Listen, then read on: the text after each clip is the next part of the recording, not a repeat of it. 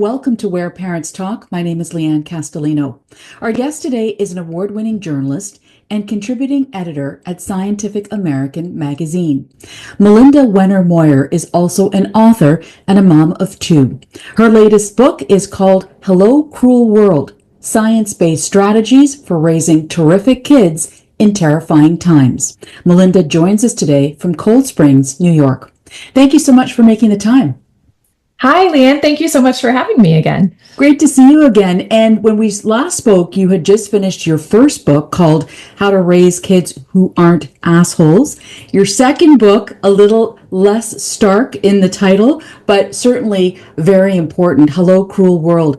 Does it represent a natural progression for you or something else? Yeah, for me, it was really a natural progression of what I was thinking about and worrying about myself as a parent. The first book is really like how to raise good human beings. And that feels very, very important to me. But as time went on and with the pandemic and everything, I started thinking about a few other things. One was mental health. Like, what can we do to nurture our kids' mental health, especially there's so many worrying statistics about teen mental health and young adult mental health, but especially in the context of going through the pandemic and with all of the rapid change and things that are going on in the world now, I really wondered, like, what can parents do to raise kids who can cope well with everything that's happening. And I also I did a podcast interview in which somebody said to me, okay, well, it's great to raise kids who aren't assholes, but how do you raise kids who can deal with a world full of assholes? Mm-hmm. Which is a bit stark as well. But yeah. I did also wonder, okay, how can we raise kids who can have the skills to manage whatever life throws at them, including challenging, situations and challenging people. So really an interesting question you were asked in that podcast episode for sure. And, when you talk about thinking about this, you also write about lying around awake at night, with insomnia, worrying about what kind of world that, we're leaving for our kids, what our kids are inheriting. What pushed you then to turn that anxiety into action and into this book?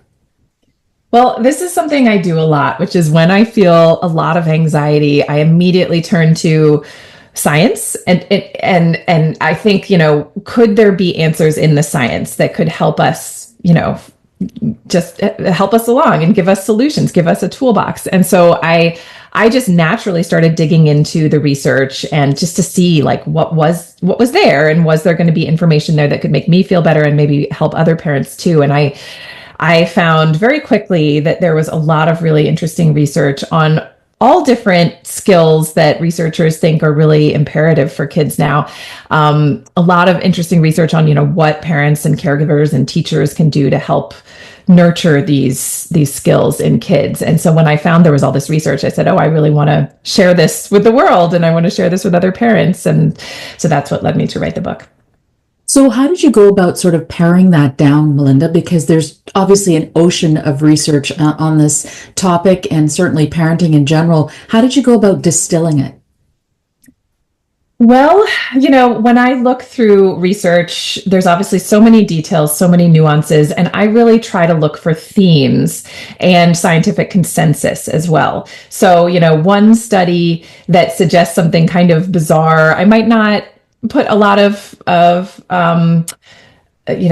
pay a lot of attention to, I guess, or necessarily trust. But if I'm seeing a handful of studies or a number of studies suggesting the same thing, and there are, themes and ideas we can pull out of them that can be broadly applicable to parents, those are the types of things that I'm going to focus on. And thankfully there are, and I found even when I was looking at different skills, I would find the same types of parenting strategies could be helpful for multiple skills, which I found very reassuring, because I think sometimes we're given so much information as parents, and it can be hard to sift through and know what to pay attention to. And what I was finding were these really sort of broad stroke themes that can help build, multiple skills in kids. And so that was really nice.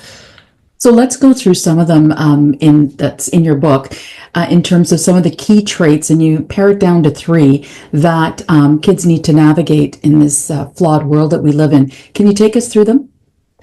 Yes. So yes, my book has 10 chapters, so like 10 different kinds of skills, and I grouped them into three big categories. The first one is coping mechanisms. So the first section of my book is called Cope.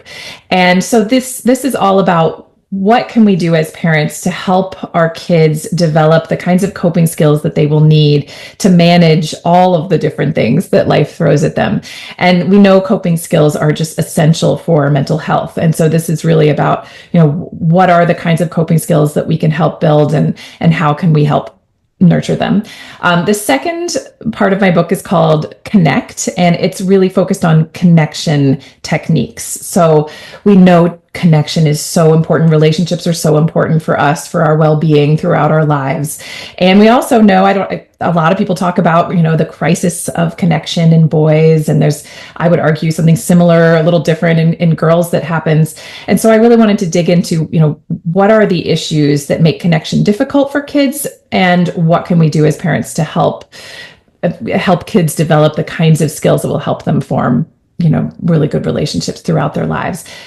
And then the last part of the book is cultivation practices. And I think of this part of the book as like other life skills that are really essential, and, helping kids develop the skills they need to deal with various tools that they encounter in the world, like money and like technology. And so it's what can we do to build skills in our kids that will help them manage, these kinds of tools, and also use them in ways that can actually make the world a better place.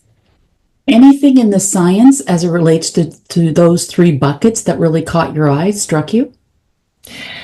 Yeah, I mean, there's a lot. There's a lot.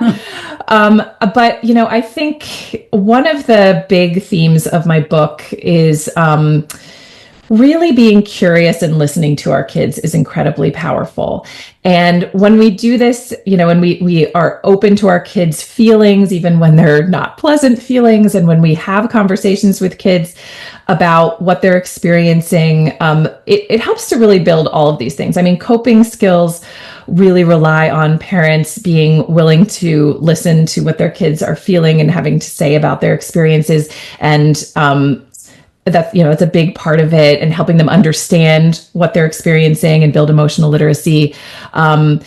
There are also, it's really important to listen to kids and be curious about them, to build connection with them as parents. And this kind of, openly curious engagement with kids can, give them also a self-confidence, and encourage them to be more curious with other people, that, their peers, their friends, in ways that can build stronger connections. And then, having open conversations and really listening to our kids' experiences with technology is hugely important, because, if we just sort of set rules or guidelines or structures for our kids without having open conversations and really listening to our kids and their experiences and their needs, then our kids are not really often willing to listen to us and respect those rules and respect our structures. So it's really got to be sort of a give and take, and parents really do better, or kids do better, and parents as well, when we really take a minute to respect what our kids have to say, to really elicit their opinions, their thoughts, their experiences. When we talk about the adolescent phase of development, and I'm picking on that just because, many parents with kids in that age group probably worry more than other age groups, because their kids are emerging adults, the independence piece, et cetera, et cetera. What can you say to those parents in terms of how to help their adolescent child build coping strategies in today's world? Yeah. So, I mean, the first thing, which I already mentioned, is being open to your kids' feelings, being willing to just sort of understanding they're going to have big feelings, and that's normal. And it's normal as long as their feelings are sort of appropriate for whatever circumstances they're going through. And I think also another really big part of building coping skills, and it's a little bit paradoxical, but we were so worried about our kids' mental health, and for good reason. And I think when we worry a lot about our kids' well-being and mental health, we sometimes want to protect them from difficult experiences. We don't want them to fail. We don't want them to get frustrated. We don't want them to experience challenges that are difficult because we think, oh, that's going to be bad for their mental health. But what the research really suggests is kind of the opposite, which is that kids really need experiences that are difficult, and the reason for that is because this is how they learn over time and through practice the coping skills that will work best for them. So if they go through something difficult, and yet you're there to support them as they're going through something difficult, they're going to learn what those feelings feel like. They're going to figure out how to sit with them, and they're going to over time try different coping skills and figure out what actually makes themselves feel better when they're feeling whatever it is, frustrated, sad. And it is really through practicing coping skills in difficult moments that kids over time figure out what works for them and figure out what they all of the coping skills that they will need throughout their lives to help them deal with the difficult things the world throws at them. So it's kind of it is sometimes a little surprising, but it's good when we don't rescue our kids. It's good when they make mistakes. I mean, it's also just the experience of making a mistake and the kids learning that, oh, the world didn't end. It's okay. I got through this, and maybe I learned something from it too. And it's helping kids recognize that these moments of difficulty can be growth opportunities too. And this is how we learn, and this is how we get better at things, is by making mistakes. So that's a big theme in my section on cope is giving kids independence, letting them fail, letting them experience challenges in a safe environment. You talk about the global epidemic of youth mental health. There's also, according to experts, a global epidemic of social isolation and loneliness when it comes to youth as well. What does that look like in terms of real connection when we're talking about adolescents and young adults? And how would you say that parents can go about fostering that? Yeah. So when I looked into the issues that hamper connection in teens, I found that there were different themes often that depended on gender. And obviously there are exceptions to this, but we hear about the crisis of connection in boys, and what this really is all about is boys are socialized from a very young age to act a certain way, that masculinity looks a certain way in our culture, and it involves a sort of an unwillingness to be vulnerable and to be affectionate. Boys think I can't show my feelings. I can't, especially fear, sadness, those more like quote unquote feminine emotions. And they feel like, they can't be affectionate with their friends. They can't be vulnerable and really open with their friends. And so this is not good. And we know that when boys feel that they can't do these things, they suffer. Especially later in life and in young adulthood, because they're lonely. I mean, they don't have deep connections. So what we can do as parents for them is, we can be affectionate with our boys. We can talk about feelings with our boys, especially dads, if there are dads listening, be vulnerable with your boys and talk about feelings and hug them and hold them just like you would a daughter. And also, I think it really helps to open up about your own experiences building connection with others, and maybe some of the things you've struggled with. How has it been hard, but how have you sort of figured out ways to overcome that? And helping boys feel like, okay, that it's, a lot of the experts I talked to said, if you can sort of build an environment in which it's safe for your son to be vulnerable, whether it's with you or with their friends, that will open up so much, because a lot of times they don't do it because they don't feel like it's safe. They feel like they're going to be ostracized for it because it's going against these sort of masculine ideals. But if you can make them recognize it's okay, it's safe for you to do that with me. Maybe they make a friend where they realize it's safe for them to do that with their friend. That is incredibly helpful. For girls, sorry, that was long, but there's a lot there. Yeah. Girls, there is a kind of crisis of connection that the research suggests exists, but it's different. It's really when girls enter their teenage years, they often disconnect from themselves, and they sacrifice their own needs and wants for their relationships, for other people. And they're also socialized not to express anger, and to not be direct in the way they communicate about their anger. And so this can lead to a lot of things. It can lead to a sort of sense of disconnect from yourself, like getting to adulthood and not really knowing what you like, what you want, because you're always pandering to others. And it can also look like not knowing how to engage with other people when you're feeling angry, and not knowing how to communicate it, and instead sort of doing it in passive aggressive ways, or I've heard people say, anger kind of comes out sideways with girls and women sometimes. So as parents, we can encourage our daughters to really, throughout their teen and young adult years, to really listen to their own needs and wants and speak up for themselves. I do that with my daughter a lot, and help her, speak up for herself, especially around her brother. And to communicate that their anger is welcome. It's okay. Anger is a very important emotion. It tells us when we're wronged. It's very, very crucial for taking care of ourselves. And to express that anger in a way where you're speaking up for yourself, but in a way that's not hurting others, not stepping all over other people. So those are some of the key strategies.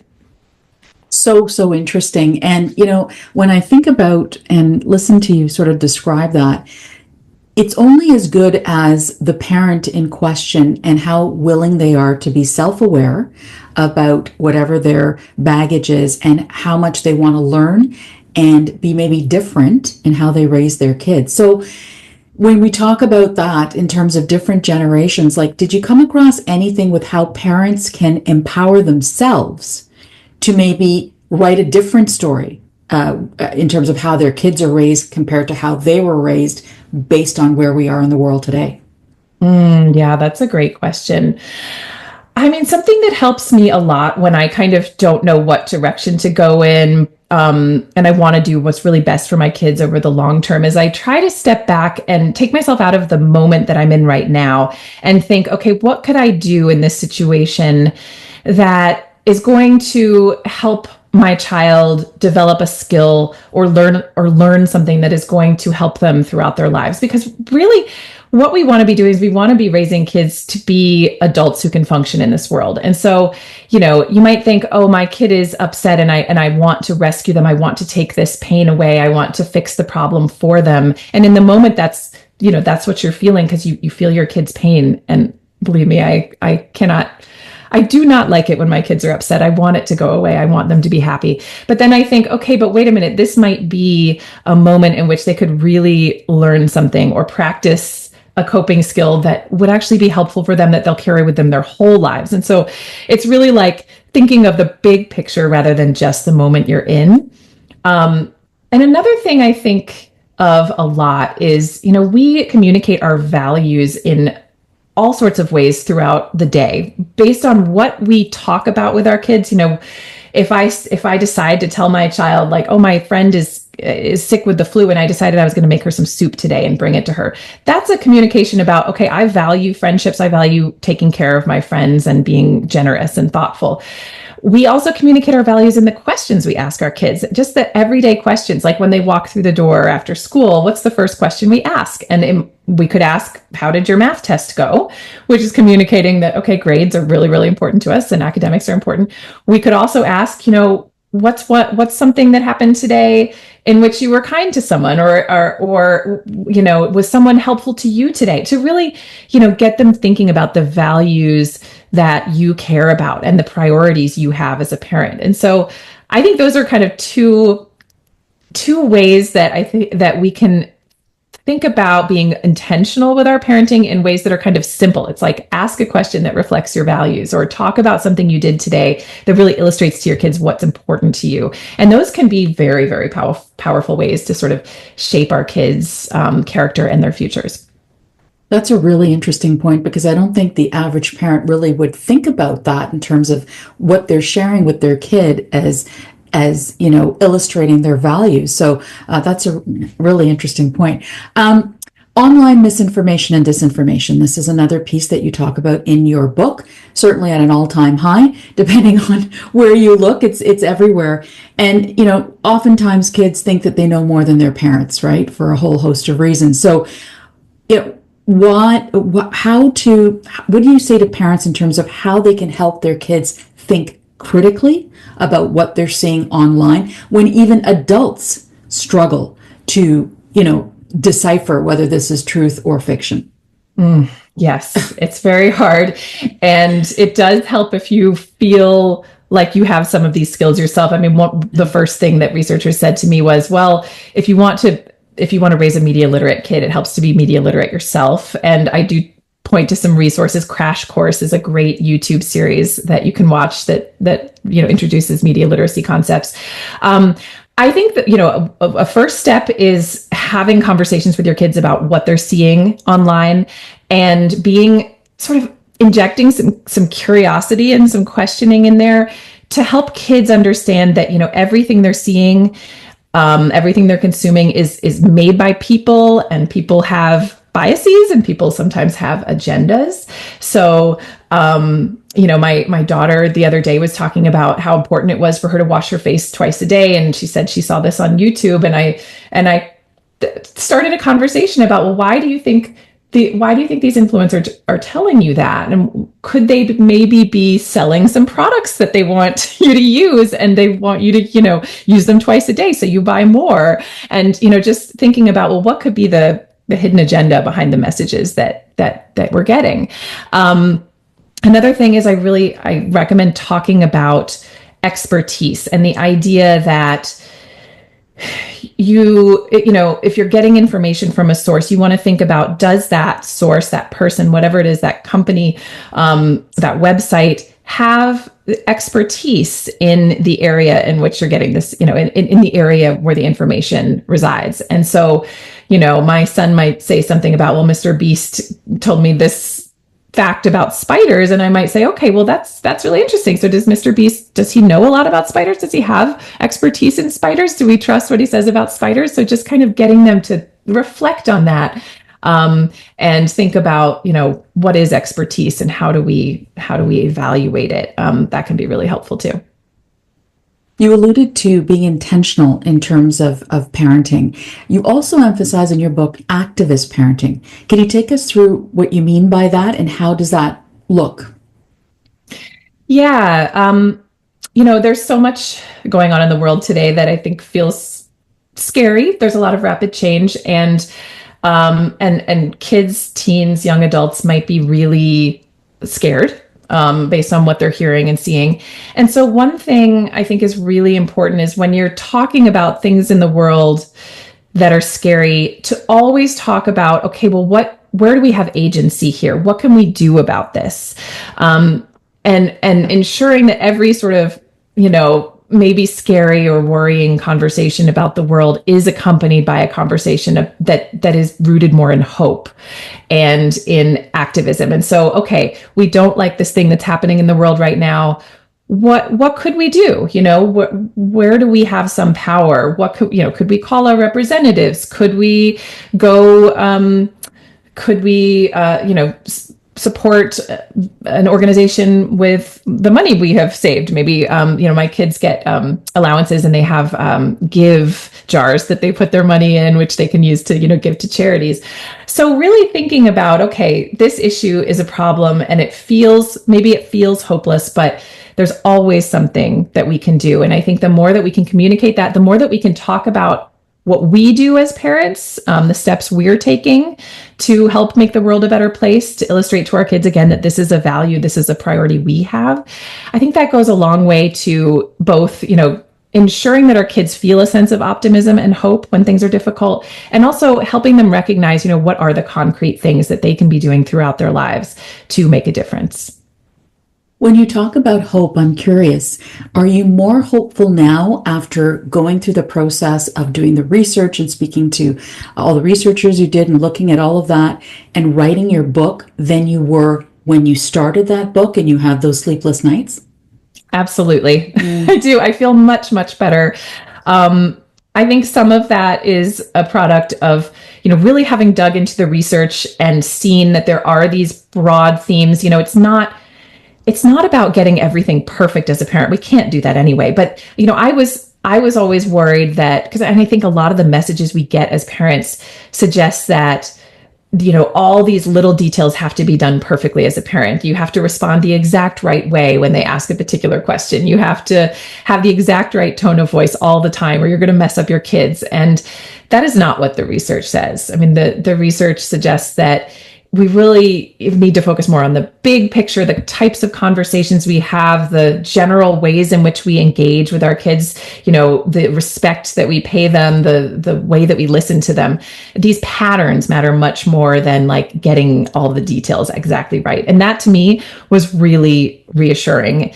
And just the fact that there are things that parents can do to nurture resilience and empathy and media literacy and financial literacy, and they're not all that hard. Like, they're not scary. They're things that are within everybody's reach and absolutely doable. So yes, I feel so much better now than I did when I started digging into the research and when I was, unable to sleep. I am sleeping much better now. Oh, thank goodness. It's always good to have good sleep, for sure. So along those lines then, Melinda, in what ways would you say that, having gone through this process of writing this book has impacted your parenting in terms of your 14-year-old son and your 12-year-old daughter?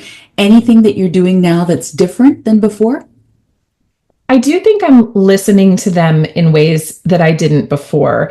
I always thought that when kids, and kids say things sometimes, and you're like, wow, I disagree with that, or that is wrong, or that opinion is, that feels a little off. And I always thought, oh, this is my opportunity to lecture them, to jump in with my opinion and tell them, no, this is what you need to think, or this is, a better way to think about this. And what I learned from the research is that it's really helpful to hold back a little bit on that impulse, take a deep breath, and actually ask your kids, tell me more about that. Tell me more about why you feel that way, why you think that, and really give them that benefit of the doubt at first. Listen to what they have to say. Often I find that my kids' opinions are actually more nuanced than I thought when they first, came out with whatever they were going to say. And that act of feeling heard, this is really interesting research. The act of feeling heard and listened to makes people more open-minded and more willing to listen and consider other perspectives and have less extreme views. So in that moment of listening to your child and they feel, oh, mom or dad really wants to know more about how I feel about this. Once they've shared that, they are then in a much better place to listen to what you have to say, if you do want to respond and, share your own thoughts. But just like giving our kids that respect and those moments of like curious listening, it can be so, so powerful. It's interesting hearing you describe the book and the research, that so much of what you've written, I think, really is applicable to adults, right? And I can't help but think that here we are talking about kids, but there are a lot of adults that could really use this information as well for themselves. Yeah, I absolutely agree. And I have certainly applied some of these lessons that I've learned from the research to my broader, relationships and how I engage with the world, how I engage with other people, because it is like very broadly applicable advice that can be very helpful. What would you like readers of Hello, Cruel World to take away from your book? Hope. I think there's so much fear among parents, so much anxiety right now. There's so many alarmist messages in the media right now about parenting, and those are not super helpful. Those do not make us better parents usually. I mean, they can often make us just make decisions that are more fear-based, and so I really hope that my book and I hope that parents in general can let go of some of the fear and feel a little more agency, feel a little more in control, feel a little more hope for their kids and for the future.